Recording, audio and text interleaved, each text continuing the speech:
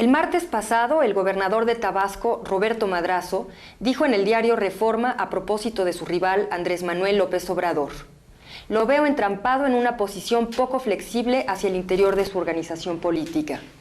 Fue una gente convencida de sus propuestas y por eso siempre ha tenido el respeto de mi parte". Y a la pregunta de si López Obrador era la bestia negra de Roberto Madrazo, el gobernador respondió: "No, nunca lo ha sido. No tengo ninguna diferencia personal con él. Hay que recordar que es un tumor del PRI. Tenemos un proyecto de desarrollo distinto para el Estado". A esas y muchas otras críticas responde esta noche Andrés Manuel López Obrador, el líder del éxodo por la democracia en 1991 y de tantos movimientos políticos y sociales desde entonces. El rebelde, igualmente temido en su partido que fuera de él.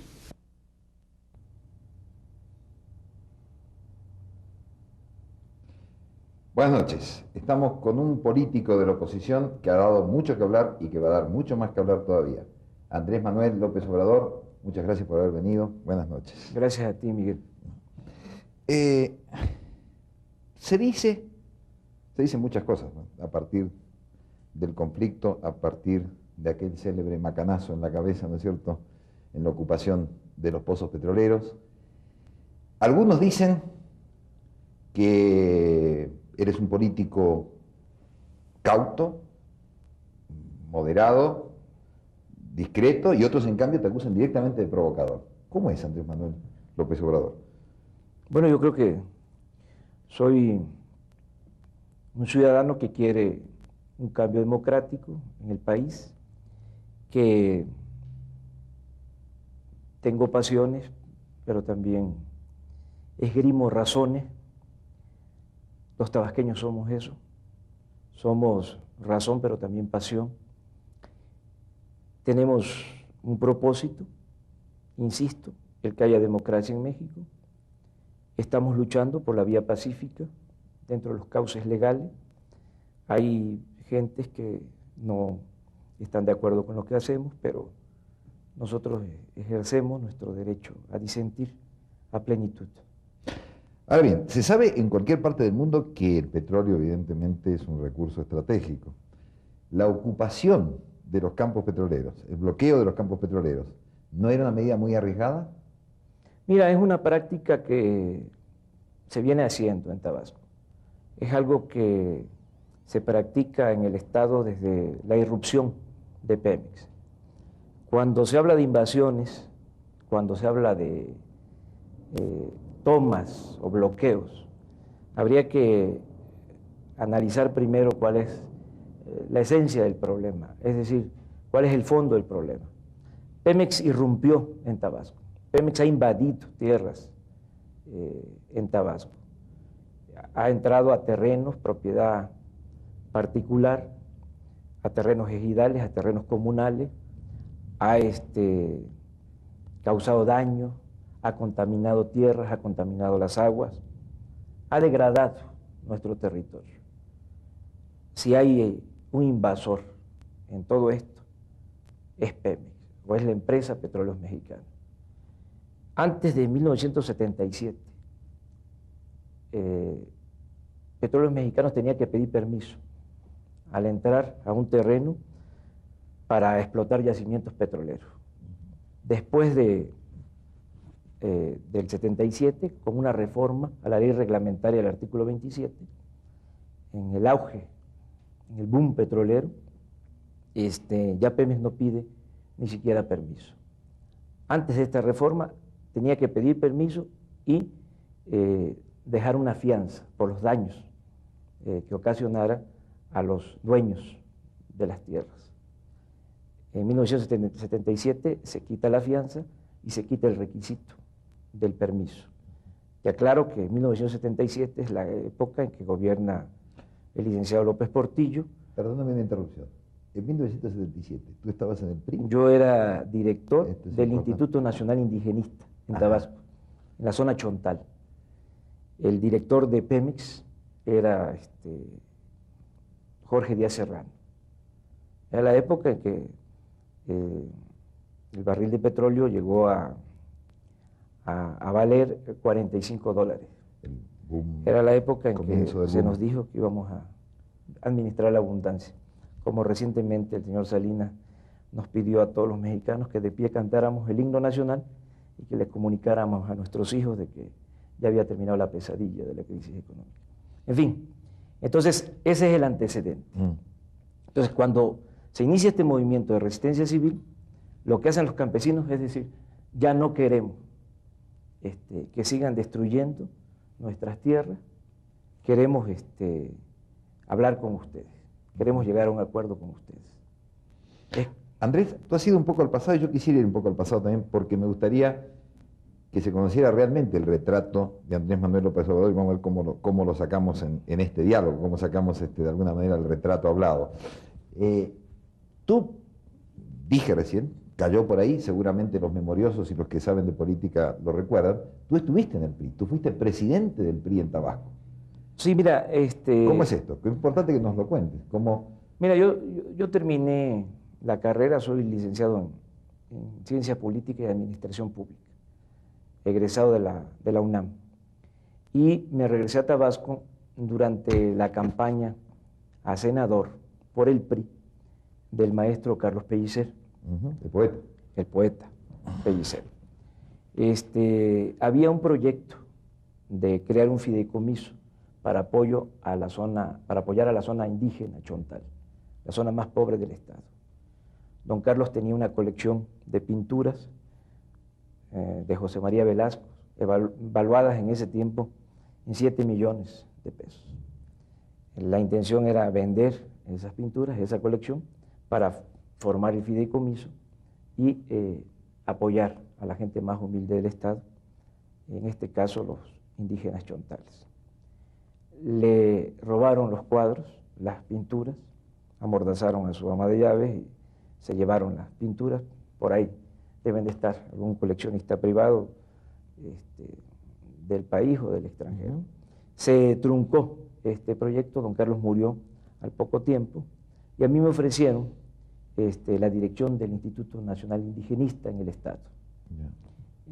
En Tabasco alrededor del 15% de la población es indígena, chontal, aunque también hay choles, hay zoques, básicamente son chontales, choles, zoques y náhuatl. Empezamos a trabajar con un grupo de profesionistas jóvenes de todas las disciplinas, nos vinculamos mucho a la gente, se hicieron programas muy interesantes, programas de autoconstrucción de vivienda, se creó una radiodifusora, una radio cultural, bilingüe, se inició un programa que después se retomó a nivel nacional, el famoso crédito ganadero a la palabra, o crédito a la palabra, se alfabetizó, en fin, fue un programa integral. Yo trabajé 6 años como director del INE. Antes de llegar a la presidencia del PRI. Antes de llegar a la presidencia del PRI. Andrés, nos detenemos antes de llegar a la presidencia del PRI y volvemos porque me interesa mucho cómo es esta historia, es decir, cómo es esta parábola de un hombre que es presidente del PRI y del Estado y llega a ser uno de los opositores más encarnizados y más duros.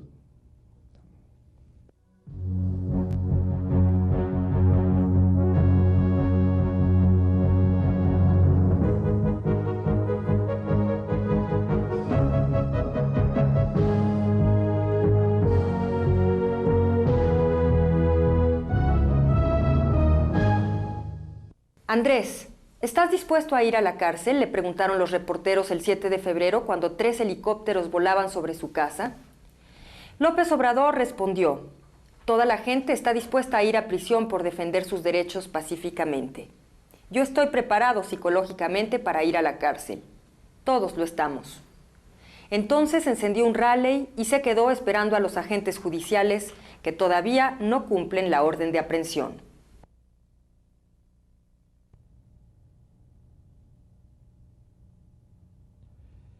Seguimos con la forja de un rebelde, de un disidente, desde el sistema a la oposición frontal al sistema. Andrés Manuel López Obrador, ¿cómo fue ese proceso? Bueno, mira, En el Instituto Nacional Indigenista, más bien en el trabajo en las comunidades, con la gente, pues no teníamos una filiación partidista. Era un trabajo para impartir justicia, para lograr mejorar las condiciones de vida de la población marginada del Estado. Cuando se concluye el sexenio, era gobernador el ingeniero Rovirosa, se termina su periodo, nosotros ya no teníamos muchas posibilidades de seguir con este trabajo, porque como es costumbre, hay cambios. En eso sale postulado como candidato a la gubernatura el licenciado Enrique González Pedrero. González Pedrero, así es. Y nos hace el ofrecimiento de trabajar con él en su campaña. Nosotros pensamos, si con Rovirosa avanzamos en el desarrollo social, en lo que creíamos, en lo que sostenemos, en lo que tiene que ver con nuestros ideales, con nuestros principios, con el licenciado González Pedrero vamos a avanzar más, porque él fue director de la Facultad de Ciencia Política, traductor de Duverger, un hombre de avanzada, un hombre progresista, una gente que estuvo muy cerca de irse con la corriente democrática, ¿no? Que estuvo en el movimiento de liberación nacional con el general Cárdenas. Exacto. Y con todos estos antecedentes nosotros pensábamos de que se iba a avanzar más. Entonces la propuesta de él fue en el sentido de que trabajáramos para reformar al PRI en Tabasco. Ese era el proyecto. ¿Es posible reformar? No se puede.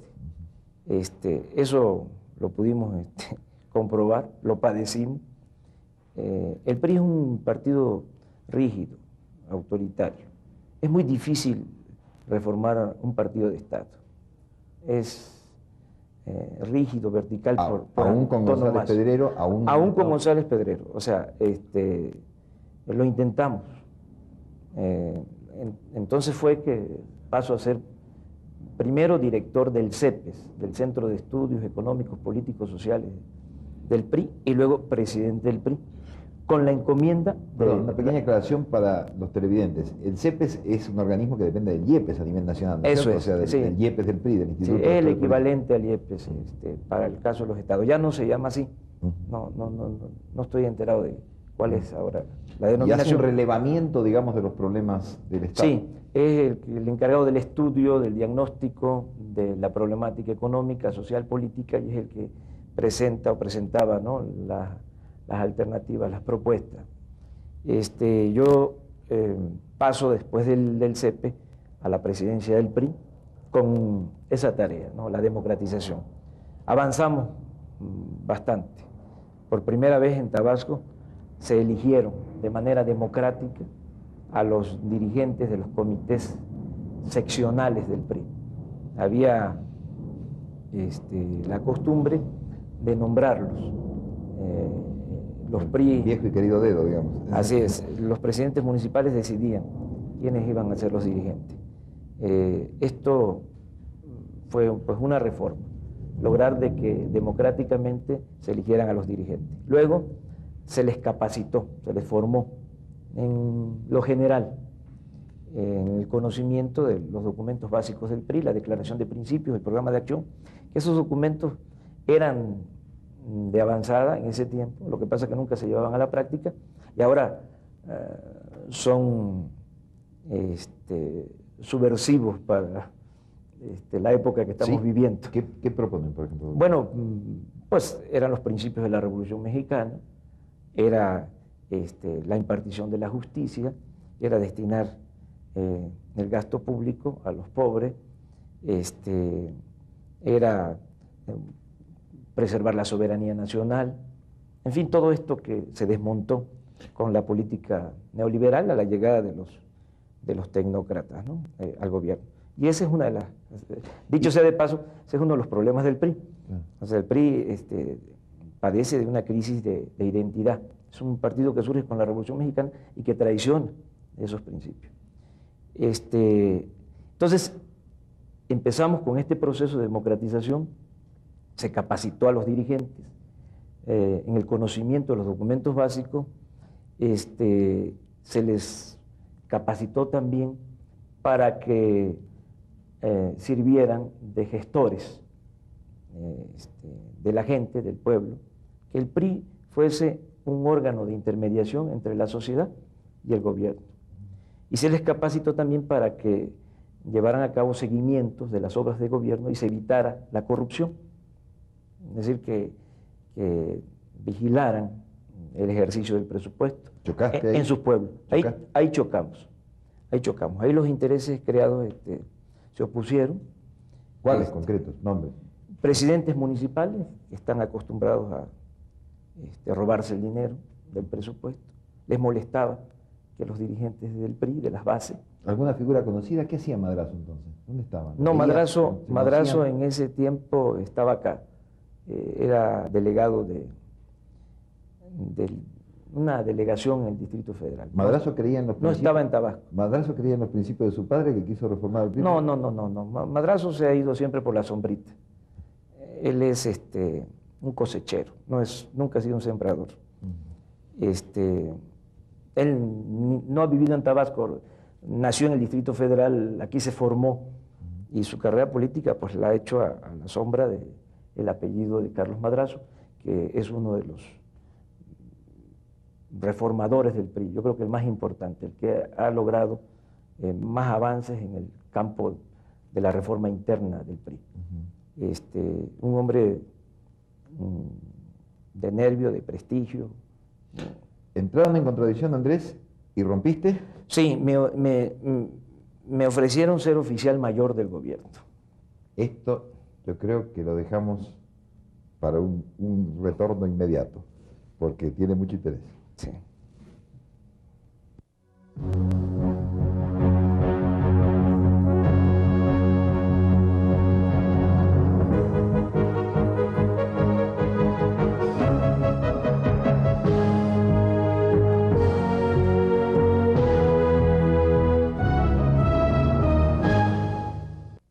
El más reciente de los conflictos en Tabasco estalló el 29 de enero, cuando perredistas bloquearon 18 pozos petroleros en demanda de indemnización por los daños ambientales provocados por Pemex.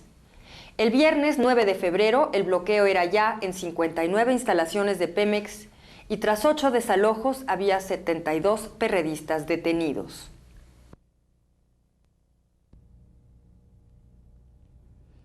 Seguimos con Andrés Manuel López Obrador y vamos a tu fugacísimo, creo que más que fugacísimo paso como oficial mayor, ¿no?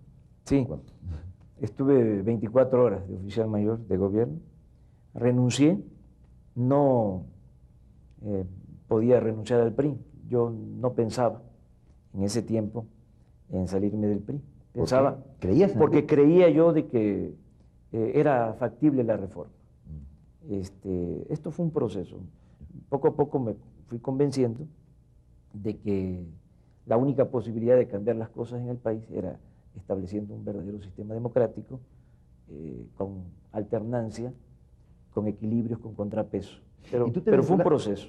Perdón, Andrés Manuel, ¿tú te vinculaste a Cuauhtémoc Cárdenas y a Porfirio Muñoz Ledo cuando empieza el proceso de la corriente democrática inmediatamente? No, me vinculé en el 88. Ellos empezaron 87 en el movimiento. Yo salí de Tabasco después de la renuncia a la oficialía mayor, me vine acá con mi familia, estuve 2 años desempleado, recibí una beca de CONACYT, escribí un libro y empecé otro. Luego trabajé en el Instituto Nacional del Consumidor, me invitó a colaborar la licenciada Clara Hussinman, fui director de organización y de promoción del INCO, y ahí me agarró el movimiento del 88. Ahí ya tenía yo que decidir. Era muy claro, una opción era continuar dentro del gobierno, dentro del PRI, a sabiendas de que no había muchas cosas que hacer, y lo otro era salirme, luchar por mis principios en otra trinchera, y fue lo que hice. ¿Cuándo? Me vinculé en el 88, en julio, del 88, me vinculé al ingeniero Cárdenas. En ese tiempo los chontales, y esto me llena de orgullo, me postularon como candidato a la gobernatura por el Frente Democrático Nacional. Tú naciste en la zona chontal, ¿no? Yo nací Sí, en un campo petrolero que se llamaba Fortuna Nacional. Soy de Macuspana, de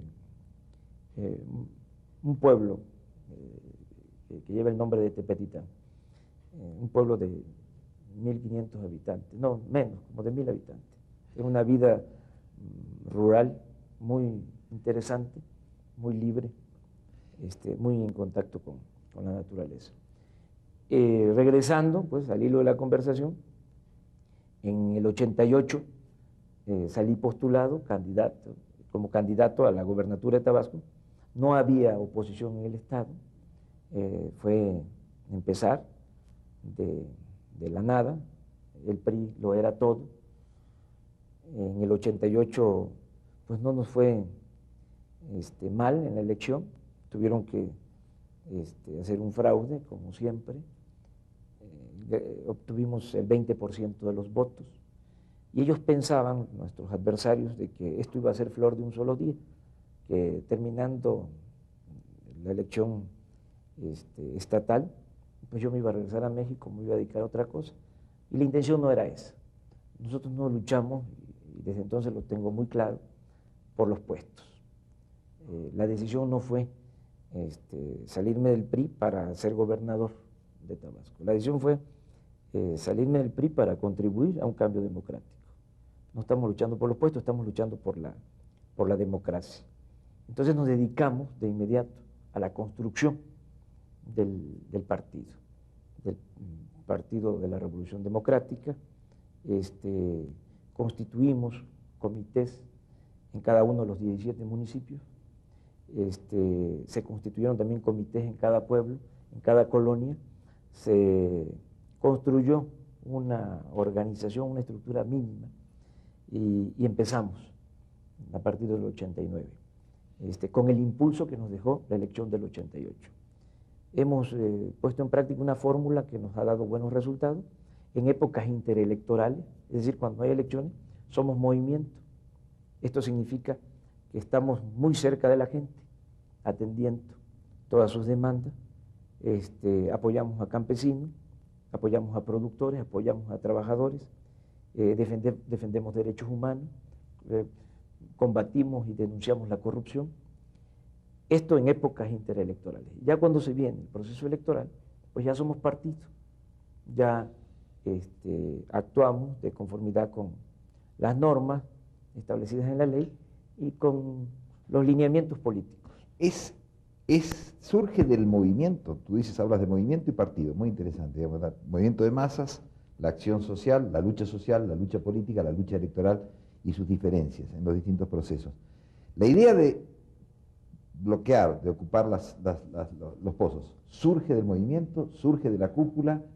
¿Cómo surge? Es del movimiento, desde el 89, yo diría que desde antes, porque desde que estamos trabajando en la zona indígena, estamos trabajando en organización y apoyando a la gente.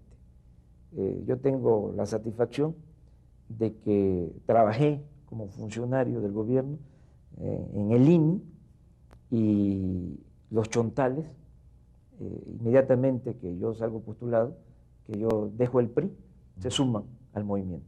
Si yo hubiese sido un mal funcionario, si siendo funcionario me hubiese robado el dinero destinado a las comunidades indígenas, ellos no me estarían apoyando como me apoyan. Fueron los primeros, en el 89, cuando no había nada, que decidieron participar.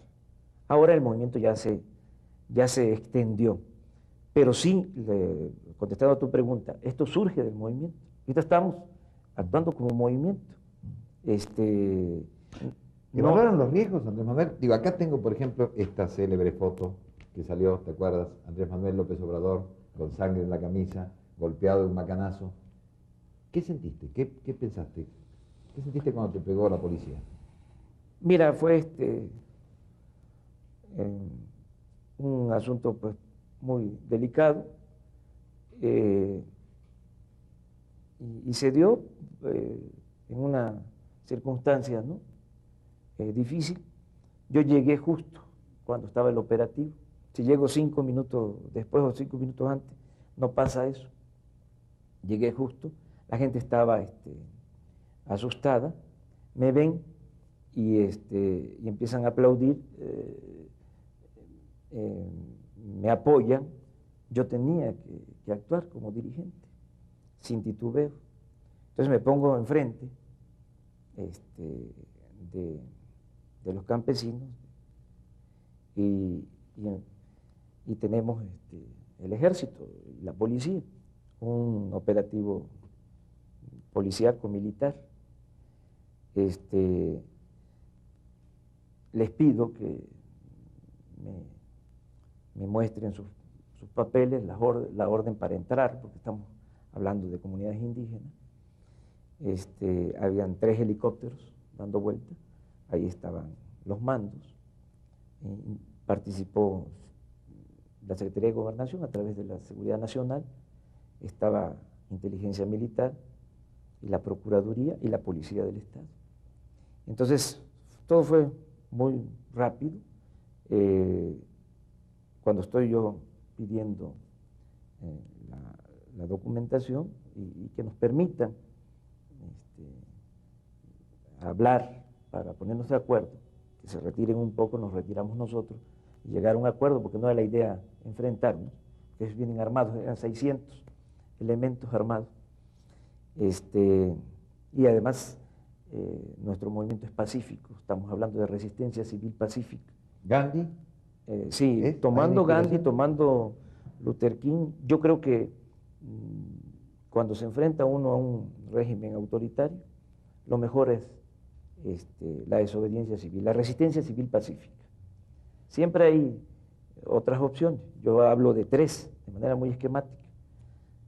La lucha armada,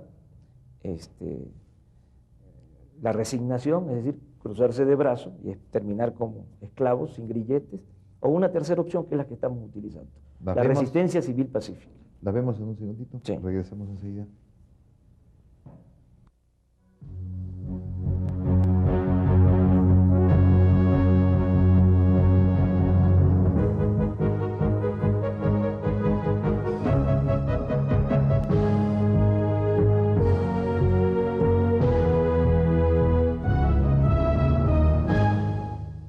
No hay mala fe de parte de los dirigentes nacionales del PRD. No tengo dudas, pues, sobre su autenticidad, pero creo que 6 años de tanta confrontación desgastaron a muchos y ahora quieren una relación distinta, más suave. Andrés Manuel López Obrador, diciembre 6 de 1994. Hablas de 3 opciones. Sí, optamos por la resistencia civil pacífica. Nuestro movimiento se ha desenvuelto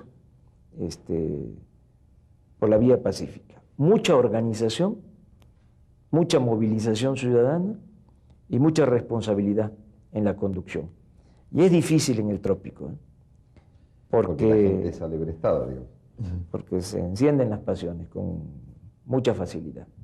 En Tabasco y en el trópico los ríos se desbordan. O sea que pudo haber un momento en el cual la chispa estuvo cerca del barril de pólvora. Sí, pero hemos avanzado mucho. La gente ha actuado con mucha prudencia, con mucha responsabilidad.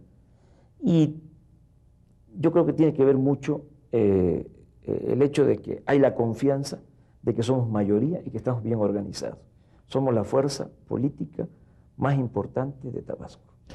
El gobernador Madrazo dice que ustedes son, o que practican, la industria de la reclamación. Sí. ¿Qué dices tú? Bueno, pues, si así se le denomina a luchar por derechos, ¿no? De la gente más necesitada, pues aceptamos la etiqueta. Pero si estamos hablando de industria de la reclamación, a eso le llamamos industria de la reclamación, bueno, para que se acabe la industria de la reclamación, pues tiene que haber una industria de la justicia y tiene que haber, desde luego, algo que signifique acabar con la industria de la corrupción, ¿no? ¿Por qué en el no Estado. recuerdas básicamente cuáles son, qué es lo que ustedes están reclamando, valga la palabra? Bueno, en lo general nosotros lo que queremos para Tabasco es democracia, moralización de la vida pública, porque la corrupción ha dado al traste con todo. Nada ha dañado más a Tabasco que la deshonestidad de los gobernantes. Se han hecho inmensas fortunas al amparo del poder público. ¿Nombres? Todos los gobernadores, contratistas, funcionarios. No quiero ser excesivo, o sea, han habido excepciones, honrosas, pero la regla es utilizar los cargos públicos para enriquecerse. Han utilizado el presupuesto como botín, es decir, hay una actitud patrimonialista en todo esto. Y la paradoja es de que el pueblo está en la pobreza. Tabasco tiene el 9º lugar en marginación a nivel nacional. Es un estado rico con pueblo pobre. Es un estado petrolero que tiene niveles de escolaridad abajo de la media nacional. 5º grado de primaria, cuando la media es 6 grados.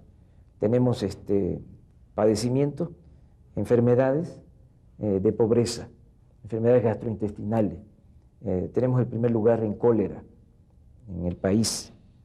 En fin, hay un rezago. Y esto tiene mucho que ver con la corrupción. Siempre unos cuantos se quedan con las tajadas más grandes del presupuesto y a la gente le entregan migajas. Contra eso luchamos. Entonces, es democracia, moralizar la vida pública y distribuir mejor el presupuesto, orientar el gasto público a la gente más pobre del Estado. Más las reivindicaciones específicas respecto de Pemex. En cuanto a Pemex, lo que se busca es una nueva relación entre Pemex y el pueblo de Tabasco. Pemex está extrayendo de Tabasco 600.000 barriles diarios. Oye, perdón, la crítica a Pemex dura así, ¿no puede favorecer el proceso de privatización que está un poco en marcha? Yo te aclaro de que nosotros siempre separamos, deslindamos. Nosotros no queremos la privatización de Pemex, ni... No, digo que por ahí la puedan favorecer indirectamente. Sí, ahora que estuvimos en el movimiento llegaron muchos enviados de empresas extranjeras disfrazados de periodistas a sacar información al respecto. Nosotros no queremos prestarnos a eso, no queremos que pase lo que sucedió con Teléfonos de México. Van creando una campaña de que son empresas ineficientes y demás, porque detrás hay un negocio y se convierte en un monopolio.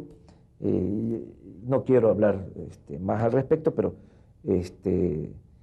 los tecnócratas hablaron mucho de la libertad del mercado y favorecieron, en este caso de la empresa telefónica, un monopolio. Nosotros pagamos tarifas telefónicas muy caras, más caras que en ninguna otra parte del mundo, y es un servicio malo. Lo mismo es en el caso de Pemex. Nosotros decimos, Pemex tiene que seguir siendo de los mexicanos. El petróleo tiene que seguir siendo de la nación, como lo quiso el general Lázaro Cárdenas. Lo que queremos es que el petróleo se convierta en palanca del desarrollo, ¿sí? Que es muy vergonzante lo que está sucediendo, que todos los recursos del petróleo se están destinando al pago de intereses de la deuda externa. Entonces, no debe privatizarse Pemex porque es una de las empresas de más rentabilidad en el mundo. Producir un barril de petróleo cuesta alrededor de $3 y se vende en $18. O sea, no hay números rojos. El problema es de que hay que sanear Pemex. Lo que hay que procurar es sanear Pemex. Que Pemex actúe los funcionarios de Pemex actúen con responsabilidad, que ya no sigan degradando nuestro territorio, el medio ambiente. Hay que limpiar a Pemex de corrupción, hay que hacer más eficaz esta empresa. Andrés, una pregunta que seguramente se está haciendo toda la teleaudiencia de Canal 40, que la dejo un poco para un regreso inmediato en un próximo bloque. ¿Qué han conseguido con el conflicto? Piénsala, que volvemos. ¿Qué han conseguido? ¿Cuáles son los logros? ¿Cuál es el corte de caja que harías ahora del conflicto de Tabasco?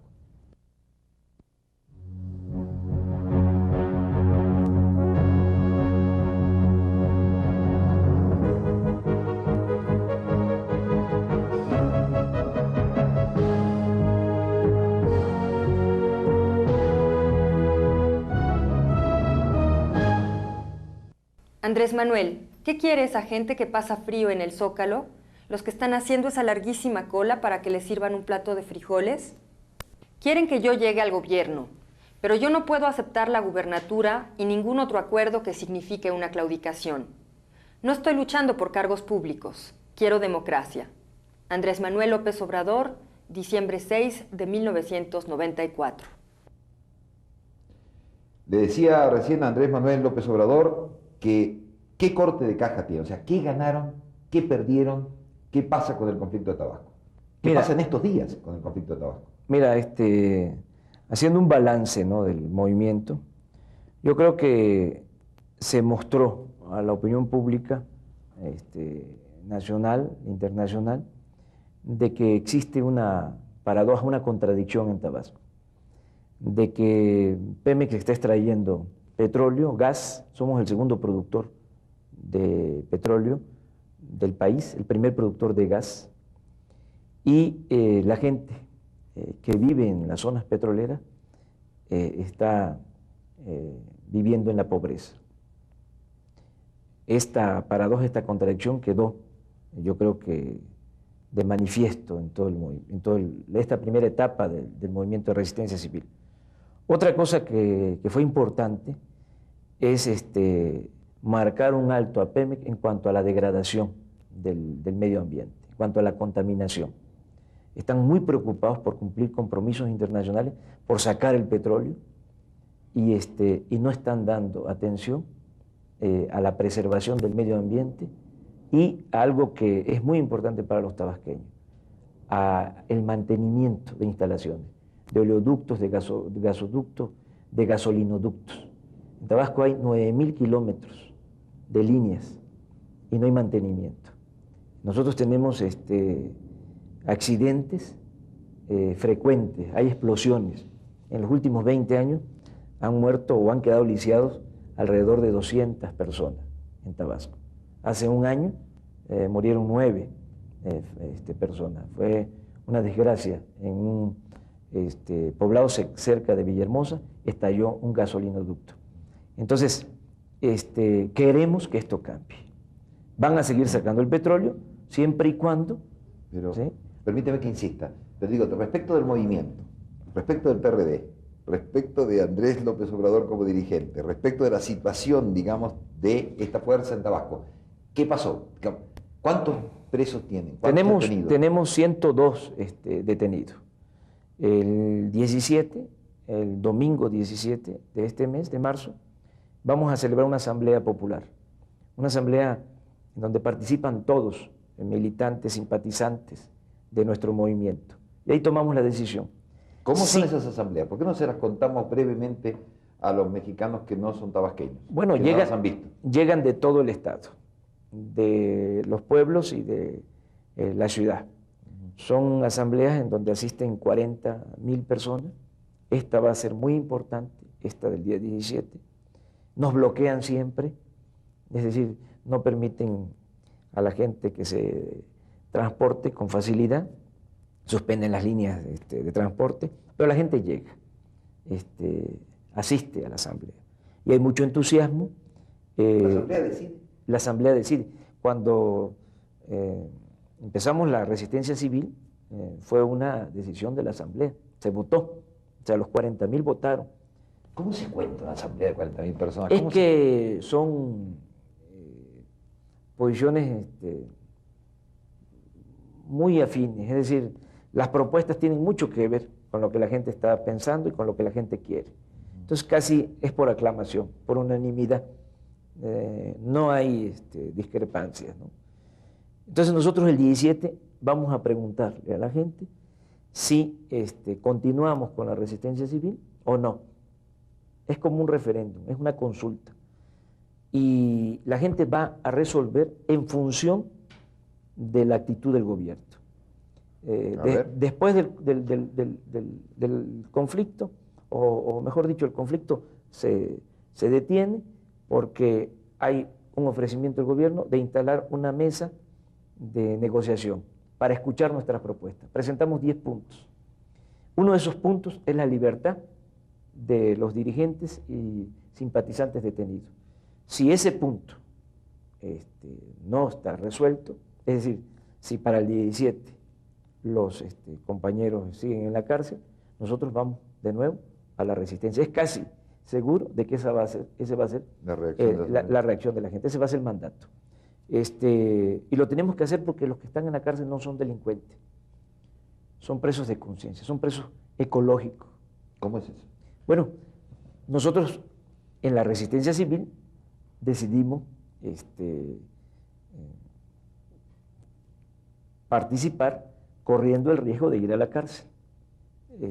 Todos estábamos dispuestos y seguimos estando dispuestos a ir a la cárcel, porque no nos dejan otro camino. ¿Tú piensas que esa es la fuerza del movimiento, que la gente esté dispuesta a ir a la cárcel? Esa es la fuerza del movimiento. La gente no le tiene el temor a la cárcel, no tiene miedo a la cárcel. Cuando ponían en práctica los operativos militares, detenían a la gente y las mujeres levantaban la mano y decían, yo también quiero ir. Y eso solo se logra cuando hay mucha dignidad, cuando hay muchos principios, cuando hay mucha mística. No es enfrentarse a la policía, no es enfrentarse a los soldados. La condición sine qua non entonces son los presos. Es uno de los puntos. Los presos nos están diciendo que no nos preocupemos por ellos, que ellos resisten, aguantan en la cárcel, que lo que quieren es que se resuelva el problema de fondo. El problema de fondo es una nueva relación entre Pemex y el pueblo de Tabasco. Es decir, queremos que dejen de contaminar, queremos que haya un programa para mantenimiento de líneas, de oleoductos, de gasoductos, de gasolinoductos. Te decía yo de que en Tabasco la frecuencia de accidentes es de 15 accidentes por año. Y aquí te voy a poner un ejemplo que no va en el sentido del que veníamos hablando. Hay empresas petroleras del extranjero, privadas, en donde el índice de accidentes es de 5, de 5 accidentes. Y en Tabasco, Pemex, exploración, producción, tiene 15 accidentes por año. ¿Sí? Esto no quiere decir de que son mejores las empresas extranjeras, quiere decir de que los funcionarios de Pemex, ¿sí?, no están atendiendo su responsabilidad en lo que hace la seguridad. En lo que hace la seguridad industrial. Andrés Manuel, antes de pasar a un nuevo bloque que pasaremos pronto y en el cual me gustaría mucho hablar de tus posibilidades, ya no en Tabasco, sino a nivel nacional, y por lo tanto de tus opiniones también a nivel nacional y fuera del conflicto, simplemente quisiera que nos dijeras muy brevemente cómo han sido tus encuentros. ¿Has estado en la Secretaría de Gobernación? ¿Ha participado Sí. López Obrador de las negociaciones? Sí. ¿Qué te han dicho? ¿Qué clima has palpado? Bueno, yo creo que hay voluntad de parte de ellos de resolver el problema. Desde luego existe, como en toda negociación, un regateo y hay gentes interesadas en que no se llegue a ningún acuerdo. Hay gente que quiere resolver todo por la fuerza, es decir, que quieren someter al adversario, ¿no?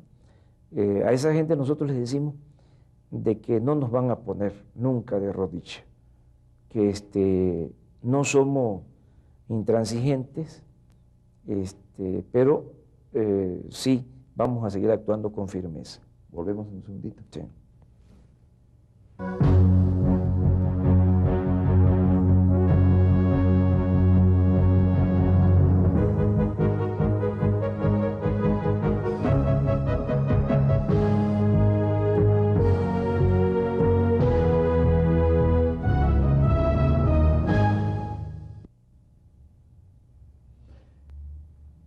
Madrazo, la definición de madrazo, desde la campaña, desde la contradicción, ¿cómo ves al hombre que aparece evidentemente como tu antípoda, como el contrario, el rival, por así decirlo? Bueno, mira, yo no lo veo como enemigo, lo veo como adversario. Mi crítica es de que no ha actuado con principios es un trepador. Se olvidó muy pronto de lo que hizo su padre. Se ha dedicado a escalar. Quiere triunfar a toda costa, sin escrúpulos morales de ninguna índole. Un ejemplo. La forma como está gobernando. Él se gastó en su campaña 70 millones de dólares. ¿Cuánto? 70 millones de dólares. Clinton gastó 50 millones de dólares. ¿Eso se puede comprobar? Eso está... Lo comprobamos. Entregamos 40 cajas con documentos a la Procuraduría y estamos esperando que la Suprema Corte de Justicia resuelva lo de una controversia constitucional para que se conozca el origen del dinero. Ya la Procuraduría corroboró de que se gastó esa cantidad. Nosotros presentamos documentos, nos hicieron llegar todo el archivo de la Secretaría de Finanzas del PRI, entregamos pólizas de cheques, facturas, y se hizo una revisión. Entiendo que se corroboró con la Comisión Nacional Bancaria y se encontró de que hubieron estos movimientos en las cuentas de cheques del PRI. Madrazo obtuvo 290,000 votos y se gastó 70 millones de dólares. Es un promedio de 250 dólares por voto. El hijo de Carlos Madrazo. Me siento muy satisfecho. Realmente los tabasqueños estamos avanzando. Hay un sector muy amplio del pueblo de Tabasco consciente de la necesidad de que haya democracia. Yo saqué el 39% de los votos, según cifras oficiales. 39. ¿Crees en esas cifras? ¿Estás de acuerdo con esas No cifras? creo en esas cifras. Las impugnas. Tenemos pruebas de que, además de ese gasto, hubo fraude electoral. Yo estoy seguro de que nosotros ganamos la elección. Pero una de las cosas que me llena de satisfacción y que debe ser orgullo para el pueblo de Tabasco es de que no vendieron sus convicciones. Es decir, quisieron comprarles la lealtad, la conciencia de la gente y no pudieron. Entonces, ese es un cuestionamiento que le hago a Madrazo, porque además, cuando nosotros presentamos la denuncia, él declaró de que se trataba de documentación apócrifa, de que nosotros habíamos inventado todos los documentos, que eso era mentira. Y todavía ayer lo volvió a decir, de que él gastó 3.800 millones de viejos pesos. El tope de campaña... ¿Cuánto gastó el PRD? El PRD, nosotros gastamos 600 millones de viejos pesos, 600,000 nuevos. ¿Y el PAN? El PAN no tengo la cifra, no tiene cifra. pero Madrazo gastó 60 veces más de lo autorizado. Andrés Manuel, nos acercamos desgraciadamente al final, vamos a repetir el viejo lugar común sobre el tiempo, etcétera, etcétera, bla, bla, bla. Algunas definiciones nacionales. Se dice que vas a ser el próximo presidente del PRD a nivel nacional. ¿Qué hay de eso? Mira, ¿Te presentas? ¿Te candidateas? Todavía no he tomado la decisión. Estamos en vísperas de la asamblea del día 17. No sabemos qué nos depare. ¿Lo tomarás después de la asamblea? El destino. Después de la asamblea tengo que consultar a la gente. Mi liderazgo se ha construido con el apoyo de hombres y de mujeres libres de Tabasco. Yo tengo que pedirles autorización. Si ellos quieren que yo participe como candidato, voy a participar como candidato del PRD a la presidencia. Es una pregunta muy delicada. Si fueras presidente del PRD, ¿qué harías distinto de Porfirio Muñoz Ledo? El licenciado Muñoz Ledo es un extraordinario político, una gente que yo respeto. Él es uno de los hombres más brillantes en el terreno político que hay en el país. ¿Qué haría yo diferente? Bueno, cada quien tiene su peculiaridad.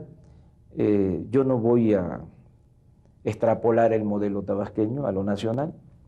Yo creo que hace falta trabajar más en organización, hace falta puntualizar más sobre nuestra propuesta, hace falta más unidad, hace falta en el PRD marcar muy bien las diferencias, es decir, ¿por qué somos distintos al PRI? ¿Por qué somos distintos al PAN? ¿Por qué crece el PAN y por qué se ha achicado el PRD? Bueno, nosotros hemos cometido errores, pero también hay que tener presente de que fuimos blanco de toda una lanzada durante el gobierno de Salinas. Salinas trató al PAN como adversario, a vencer, y a nosotros nos trató como enemigos a destruir. Fueron 6 años muy difíciles para nosotros. Nos proyectaron una imagen de violentos, de desestabilizadores, de que siempre nos estamos peleando. Hay algo de eso, porque nuestras diferencias las hacemos públicas y las dirimimos con debate. En el PAN también hay diferencias. Lo que pasa es que lo hacen más en tranquilidad, más oculto. Y en el PRI, bueno, pues ya ni hablar. Tú sabes cómo se dirimen las diferencias en el PRI. No quiero puntualizar. Definiciones muy sintéticas, casi relámpago. El subcomandante Marcos. Es uno de los hombres más inteligentes que he conocido en mi vida. ¿Qué opinas del método que él eligió? Es producto de las circunstancias. Son legítimas las causas que defiende, no comparto las vías. Es decir, Cuauhtémoc Cárdenas. Es el hombre de más alta estatura política y moral que hay en México. Es el líder de oposición más importante, sin duda. Ernesto Zedillo. El hombre más íntegro que tiene el país. Ernesto Zedillo. Ernesto Zedillo, yo creo que los jalonean mucho, le falta aplomo y él confunde, él piensa de que nosotros queremos un presidente autoritario. No, nosotros queremos un presidente que cumpla con su función y sentimos que está rodeado y que se está conformando una especie de confederación de caciques en México. Un sindicato de gobernadores que se oponen a los cambios.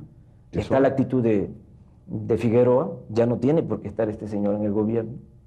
Esto nos daña a todos los mexicanos, independientemente de la cuestión partidista. Pero Zedillo ha planteado, ¿no es cierto?, que se investigue Aguas Blancas y ha planteado... Sí, pero falta decisión, falta aplomo y no es autoritarismo. Hace falta que cumpla con sus funciones. No es posible que el presidente de México no garantice a los ciudadanos mexicanos el derecho a la vida, que es el principal de los derechos, es el derecho más importante. Figueroa no debe estar ahí. ¿Viste el video de Aguas Blancas? Sí, me impresionó, como a todos los mexicanos. Creo que es un testimonio suficientemente relevante para tomar una decisión política. No todo es jurídico, o sea, no todo debe desarrollarse por los cauces de la legalidad. La opinión pública cuenta.